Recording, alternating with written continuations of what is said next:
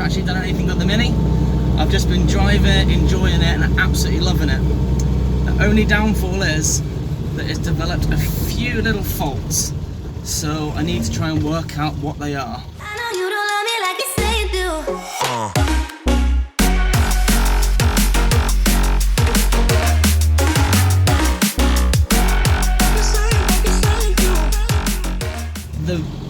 The most obvious one is there's a knocking noise coming from the driver's rear, predominantly when I go over bumps. The rear suspension has dropped down a little bit, so I'm wondering if the adjustable high-low just needs a little bit of tweaking. I don't know if it's going to come out on this camera or not. I'm kind of hoping it will, so you can sort of hear it, but it's, I don't know, it's a bit of an interesting one. So I'm going to get the car home, I'm going to get into the garage, I'm going to get the rear jacked up, and hopefully try and see if there's any play in that rear wheel. So realistically it could be a few things. It could be a case that the rear wheel that's actually loose. If the rear wheel nuts are loose, then to tighten them up, road test it, hopefully that'll be the case. I have torqued up the wheels a few times just to make sure they haven't come loose or anything, and when I last did it, it was 2 or 3 days ago, everything was tight, everything was good, so I'm kind of thinking it's not going to be that. Next up you've got the rear wheel bearings, so I'm going to check for any play in that bearing, which they're new bearings and they've done 627 miles,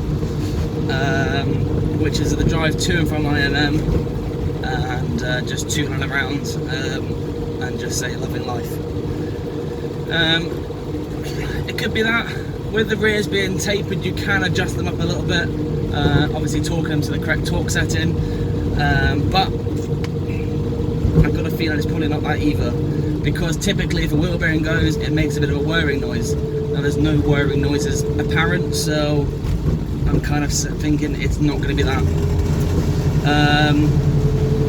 I've got the shock absorbers, which there could be a little bit of play in the top and bottom mounts of the shocks. Maybe it's them. They weren't replaced when I got the car done.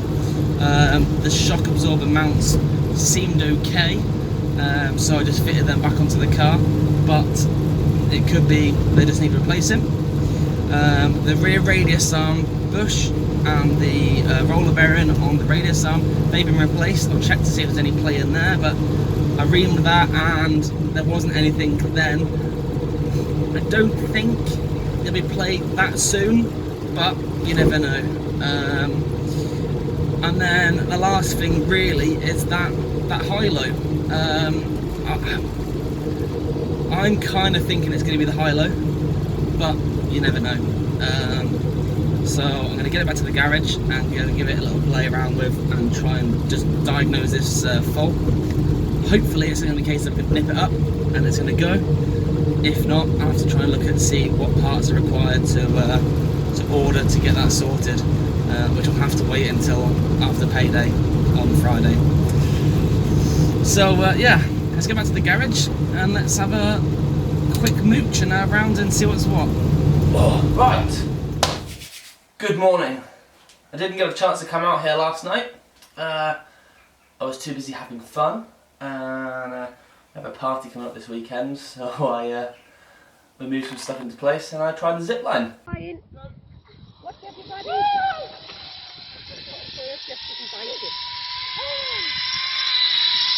Oh my gosh.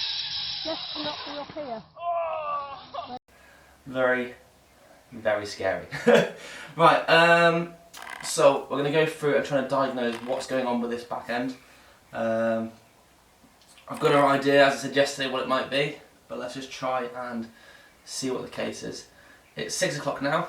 My alarm goes to wake up for work in less than an hour, so I haven't got much time to sort it. So let's get cracking on.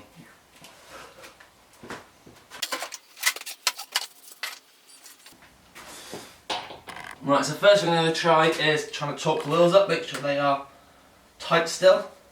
So they go to 60 Newton meters.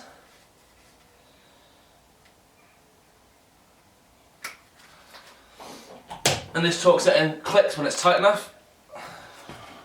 Let's put the handbrake on.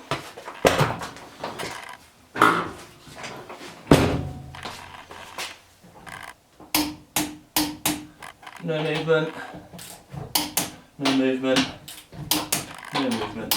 Right, the walnuts are tight, so it's going to be to make more into the suspension or wheel bearing. Let's get a piece of wood to try and jack this up on. Got a block of wood here on top of my jack to protect the floor.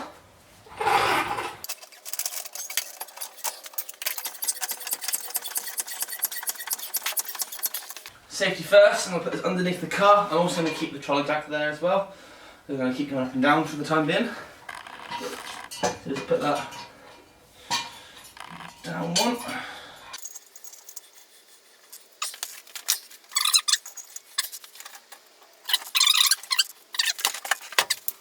Checking my plate of the wheel bearing. Let's take this off so you can see.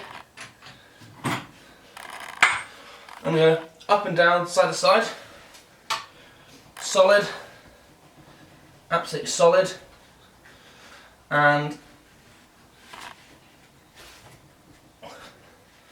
yeah, I'm happy with that. So, there's no play in the wheel bearing, and there's also no play in the radius arm bush. Typically, when you try and grab hold of the back of the wheel and shake it, you'd see a bit of play or movement there. So take the wheel off.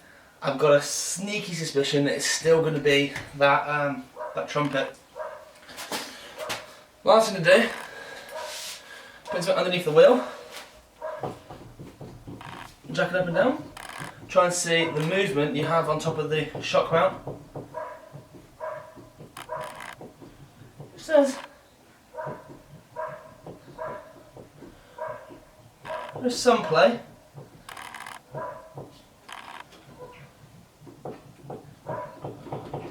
Not massive. Let's take the wheel off and then we'll see how we get on then.